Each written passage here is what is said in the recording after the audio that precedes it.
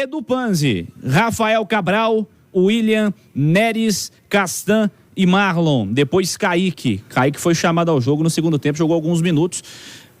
Como se analisa a defesa do Cruzeiro, Panzi? Gosto do Kaique, ele até entrou bem, apesar de pouco tempo, né? Jogador que apoia muito, além de ter qualidade técnica, né? Então são dois ingredientes que somados para um lateral, futebol brasileiro que encara o lateral como atacante, então, né?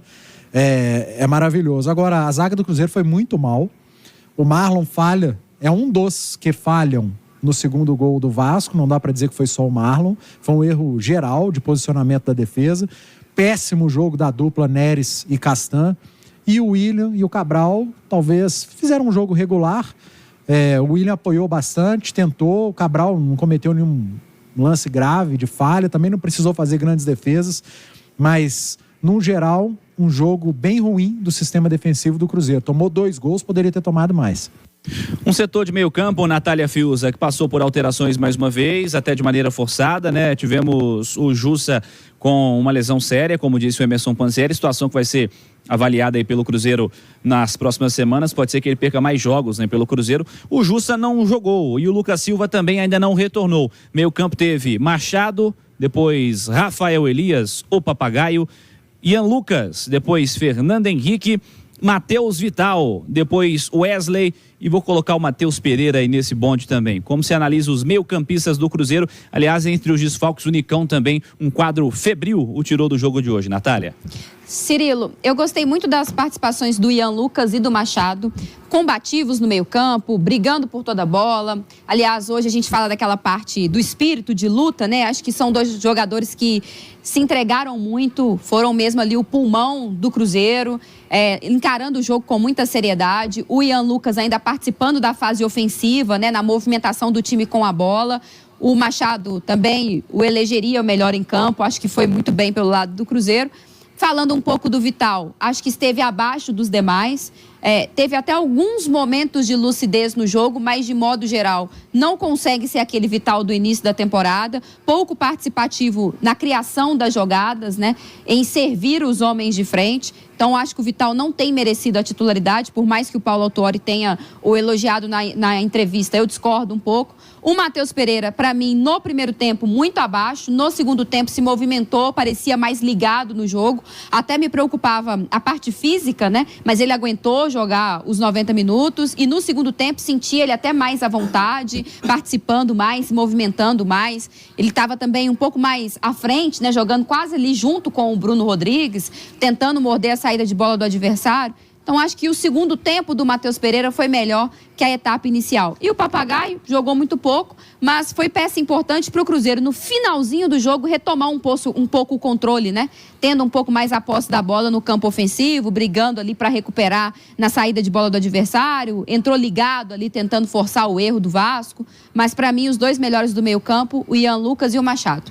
Começou o segundo tempo de Fluminense e São Paulo, em 0-0 lá no Maracanã. Primeiros minutos da etapa complementar, Fluminense está com 1 a mais. Gabriel Neves foi expulso no São Paulo.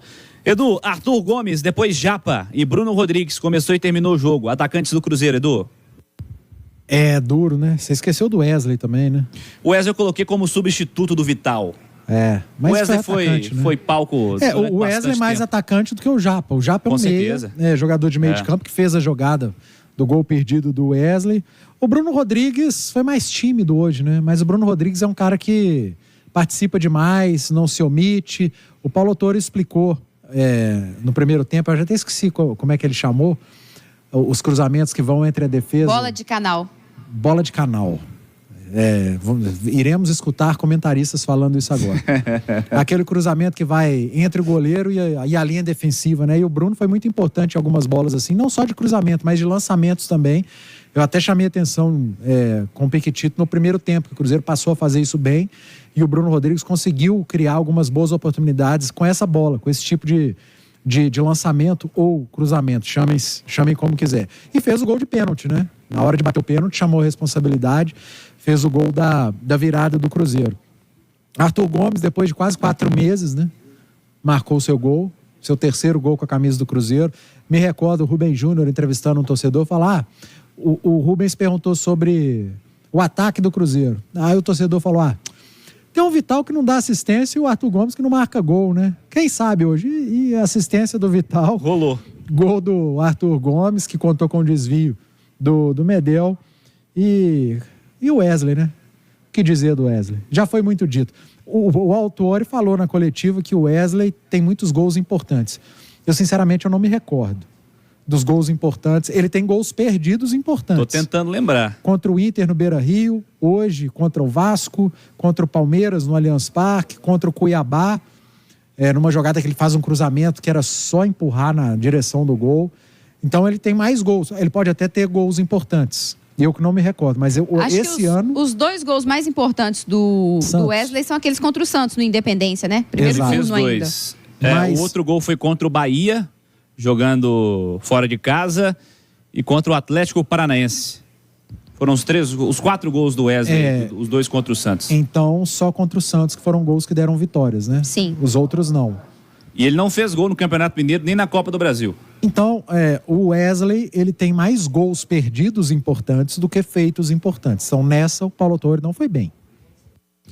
Isso é um fato. Ô, Cirilo. Nunca foi um goleador, na verdade seja dita, poucos gols na carreira. Diga, Natália. Eu acho que o Arthur Gomes, ele tem um pacto secreto comigo, que ele só marca em jogos do Cruzeiro em que eu estou como comentarista. Lá em Curitiba você comentou, em Curitiba, né? Eu era comentarista, ele estreou e fez 2 gols. Hoje estava aqui também, né, dividindo os comentários com o Edu Panzi no nosso pré e no nosso pós-jogo, e ele fez gol. Então eu vou dar uma ligada para o Arthur Gomes, vamos combinar esse negócio direitinho aí, que se ajustar, dá bom para todo mundo. Arthur Gomes que levou o 3º cartão e não vai, segunda-feira, a Serrinha, estádio Ailé Pinheiro, enfrentar a equipe do Goiás, hein?